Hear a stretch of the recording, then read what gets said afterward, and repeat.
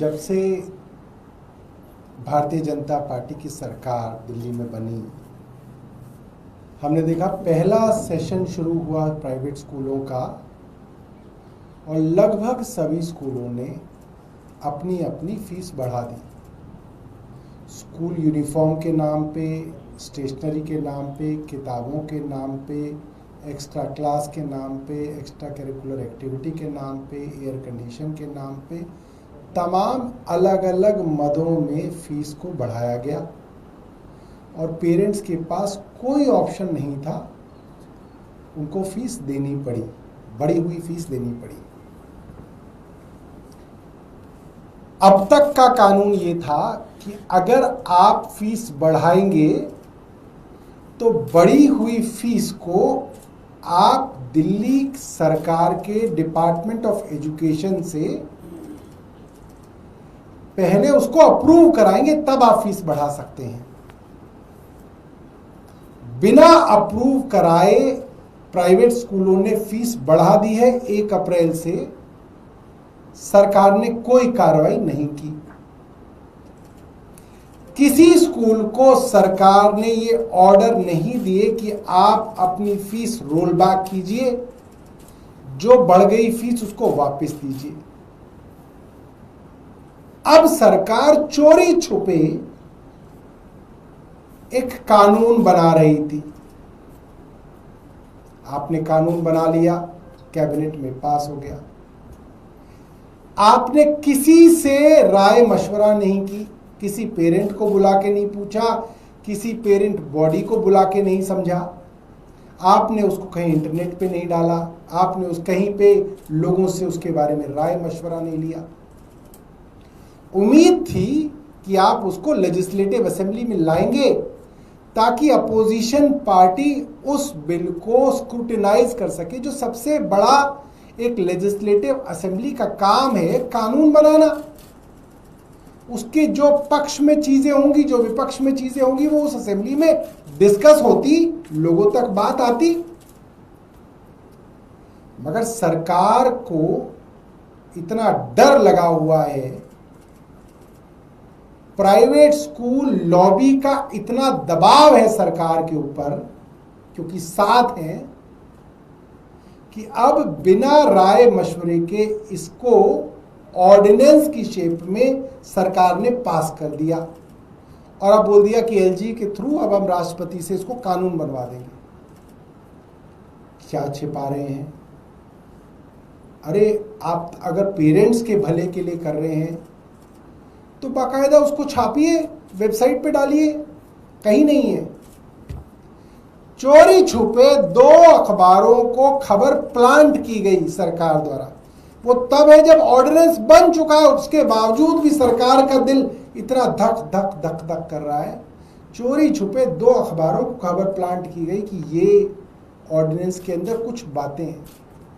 पूरा ऑर्डिनेंस किसी ने नहीं देखा अभी तक, और जो अखबार में छपा है उसके हिसाब से भी ये ऑर्डिनेंस पूरी तरीके से प्राइवेट स्कूल मालिकों के लिए बनाया गया कानून है। अब तक जिस कानून को आप गालियां दे रहे थे, 1973 का कानून हमने नहीं बनाया, केंद्र सरकार ने 1973 में बनाया था, उसमें भी सुप्रीम कोर्ट ने कह दिया कि प्रावधान है कि पहले डायरेक्टर ऑफ एजुकेशन से फीस अप्रूव कराओगे तब बढ़ा सकते हो। आपने वो प्रावधान भी हटा दिया। आपने स्कूल के लेवल पर एक फीस रेगुलेशन कमेटी बना दी और वो जो फीस तय करे वो अप्रूव फीस मानी जाएगी, वही फीस है। अब आप वो फीस दो।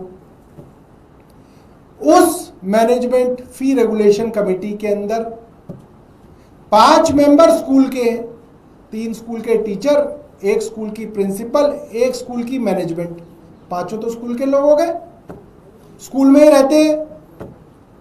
5 लोग कह रहे लॉटरी से स्कूल के पेरेंट्स लॉटरी से चुनेंगे।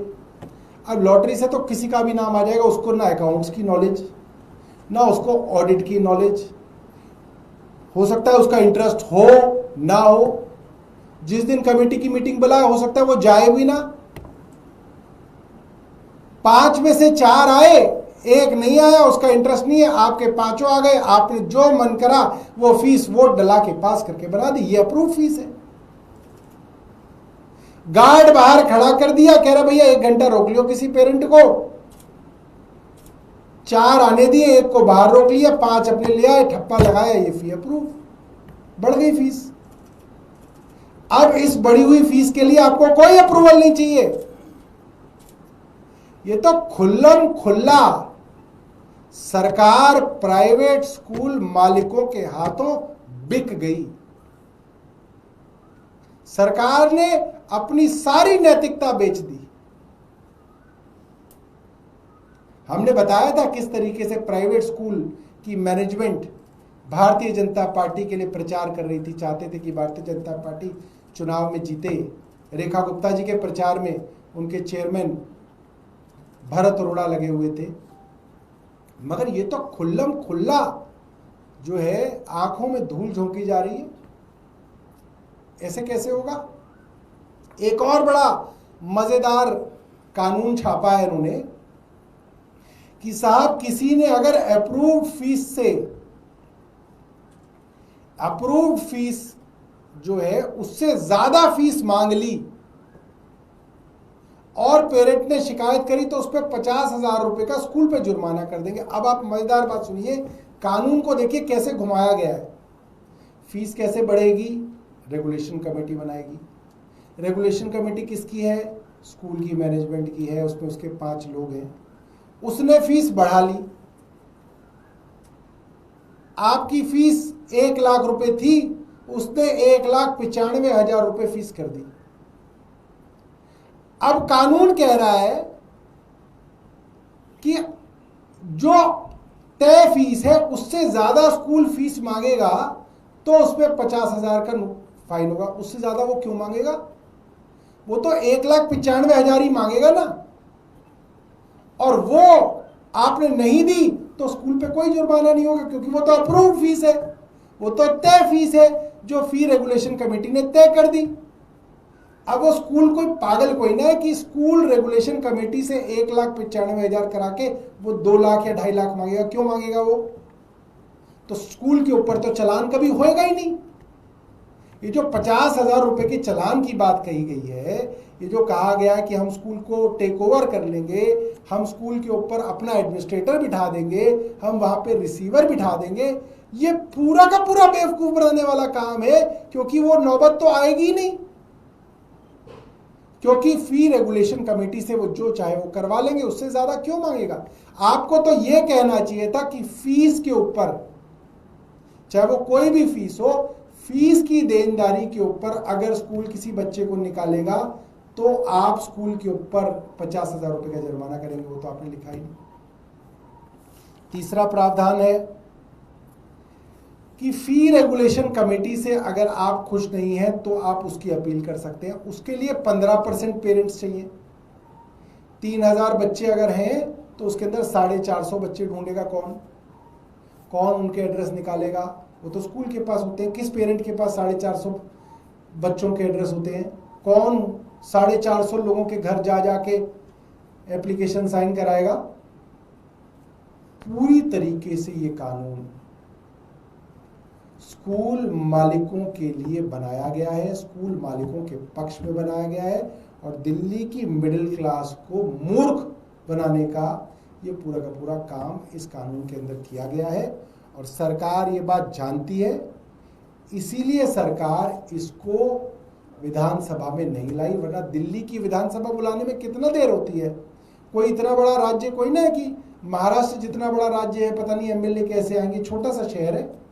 आप 2 दिन बाद विधानसभा बुला लो, सारे विधायक आ जाएंगे। आप चर्चा से क्यों भाग रहे हो?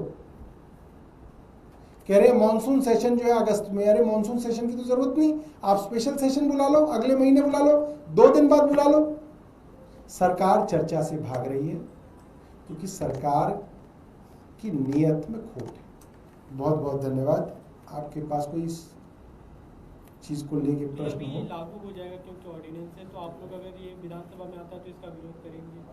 विरोध तो करेंगे, बट वो तो लागू ही हो गया। बीजेपी क्योंकि बहुमत में है तो कानून बनेगा। देखिए, सरकार नहीं चाहती कि इसके ऊपर इसकी कमियों के ऊपर चर्चा हो, इसलिए ना इसको पब्लिक डोमेन में डाला गया, ना इसको जो है विधानसभा में लाया जा रहा है। बिना चर्चा के एक कानून को बुलडोज किया जा रहा है और एक पढ़ी लिखी मिडिल क्लास को बेवकूफ बनाया जा रहा है। आपने आज एक ट्वीट किया कि दिल्ली की मुख्यमंत्री के घर पे कुछ सिविल डिफेंस के वॉलंटियर गए थे, वो प्रोटेस्ट कर रहे हैं, अभी भी उनका प्रोटेस्ट जारी है और उनकी मांग है कि उन्हें रेगुलर किया जाए।